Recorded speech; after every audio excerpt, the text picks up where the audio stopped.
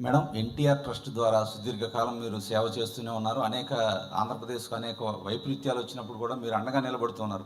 కానీ కుప్పం నియోజకవర్గానికి ప్రత్యేక ఫోకస్ పెట్టి అక్కడ సుదీర్ఘకాలం మీరు పనిచేస్తున్నారు. ఈ మధ్య కాలంలో తరచుగా కుప్పంలో పర్యటిస్తున్నారు.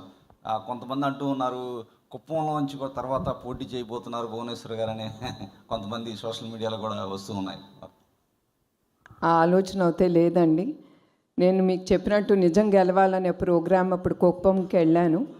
అదే కాకుండా 4 సార్లు వాళ్ళ నాయకుడిని నమ్ముకుని ఆయన్ని ఎన్నుకున్నారు. అది గొప్పమైన విషయం. అఫ్కోర్స్ నేను చాలా పాల్గొంటున్నాను. ఏదో ఒకటి కుప్పంకి తిరిగి మా కుటుంబం చెయ్యాలి అనే ఆ ప్రయారిటీ మేము ముందుకు తీసుకెళ్తున్నాం. తప్పకుండా ఆ నియోజకవర్గం చాలా ముందుకెళ్ళాలి. ఎందుకంటే అది చాలా బ్యాక్వర్డ్ ఏరియా, అది చాలా రిమోట్గా ఉంటుంది ఆ నియోజకవర్గం.